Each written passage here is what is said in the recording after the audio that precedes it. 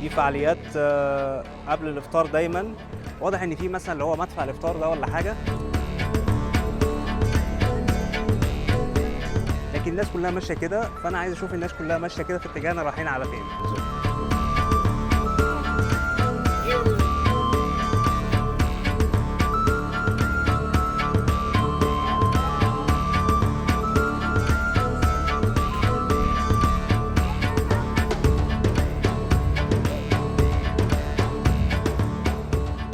كل الاماكن اللي حواليك عامله زي الاطباق الطايره. هنفطر ونشوف الفعاليات اللي عندهم.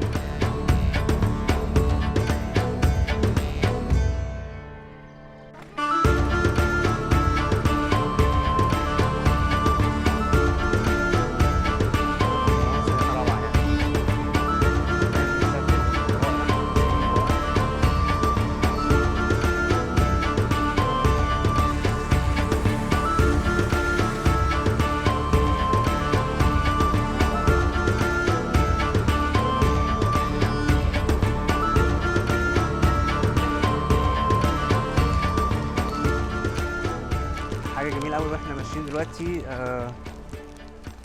يعني طبعا الفطار على بعد حوالي نص ساعه، وفرقوا علينا ميه وعصير وبلح على كل واحد فينا. طبعا هو قالوا لنا ان طريق المطاعم في الناحيه الثانيه، يعني احنا ماشيين كده غلط، لكن الناس كلها ماشيه كده، فانا عايز اشوف الناس كلها ماشيه كده في اتجاهنا رايحين على فين. واضح ان في مثلا اللي هو مدفع الافطار ده ولا حاجه، وكله منتظر لحظه مدفع الافطار، عشان دي طبعا لحظه بالنسبه للاطفال، بالنسبه لحمزه ورحيم وبرده لانجلينا، حاجه جديده عمرهم ما شافوها. واضح كده ان هم مستنيين هنا، والبوليس هنا اهو، فهنصور معاكم اللحظه دي، وبعد كده نخلص موضوع مدفع الافطار ونروح ناكل عند البيك. انا اتمنى ان احنا ناكل عند البيك النهارده، هسالهم واشوف رايهم ايه ونرجع لكم. Für die Leute in Deutschland, die Polizeiautos hier sind ein BMW. Was ist das für ein BMW? BMW i8. i8, okay. Andere Seite ist ein Bentley als Polizeiauto.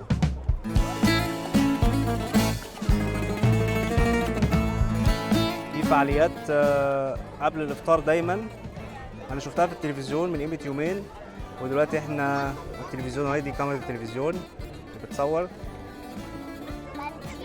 وهم دلوقتي في مرحله ان هم بيحضروا مدفع الافطار عشان يضربوا مدفع الافطار.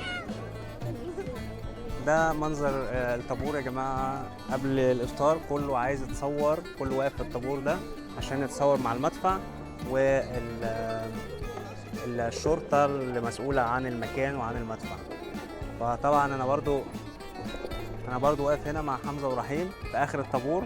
معرفش بس كنا نلحق الموضوع ده ولا لا يعني، بس احنا هنحاول، ولو ما لحقناش فخلاص هنروح نصور الناحيه الثانيه.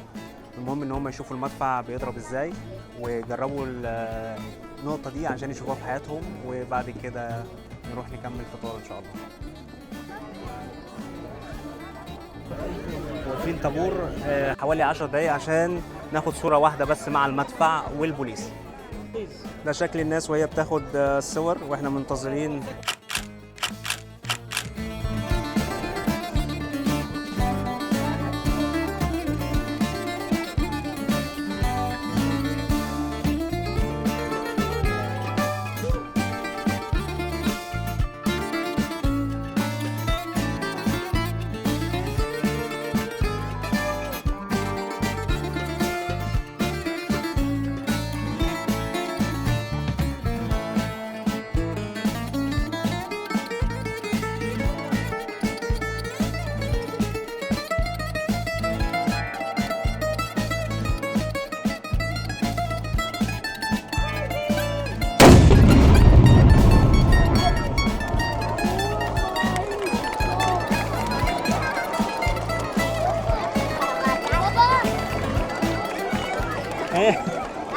Alles gut? Ja. Ich höre nichts mehr. Alles gut? Ja. Ah.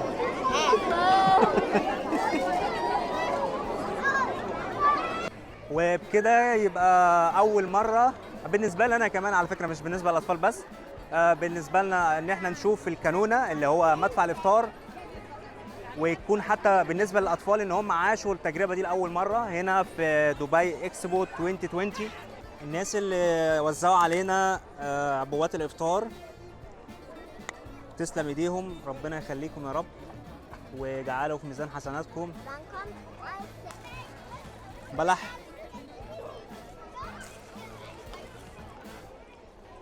يلا بسم الله الرحمن الرحيم.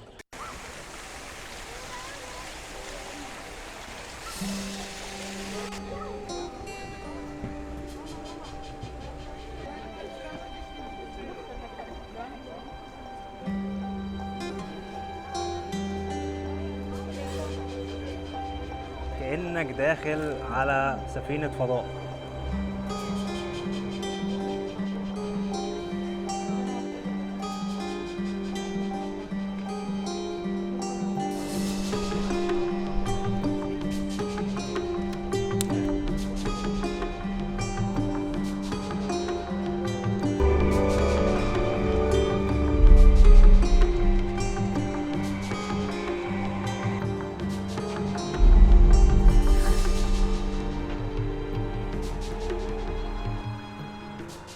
لقينا البيك الحمد لله، وكالعادة يا نهار أبيض يا نهار أبيض الطابور لغاية بره.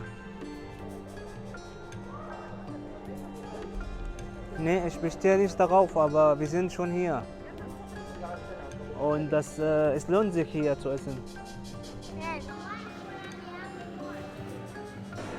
جبنا الاوردر بس كل حاجه اطلبها يقولوا لي مش موجوده، مش عارف الحاجات اللي موجوده، الحاجات اللي متاحه بسيطه جدا، فما عرفناش نطلب كل حاجه. ومع ذلك بعد ما وقفنا طبعا حوالي 40 دقيقه في الطابور، فكان لازم نشتري اي حاجه فهناكل، لكن القعده دي مش هتتحسب بالنسبه للبيك. الاكل نزل بس في حاجه حبيت اقولها بس. اولا البيك هنا في اكسبو مش هو البيك الواحد توقعه، يعني اللي هو هتلاقي فيه كل حاجه، في حاجات كتير قوي مش موجوده. كل ما اسال يعني بصيت على المنيو بتاعهم واقول له عايز كذا يقول لي لا مش موجود، اقول له عايز كذا يقول لي لا مش موجود. فما كانش فيها الا اللي هو المسحب وجمبري وشويه بطاطس، ده اللي موجود يعني، واللي هو الدبل بيك بس كده. بس طبعا الاكل بتاعهم معروف يعني، المسحب الذهبي ده ملوش حل يعني ما شاء الله.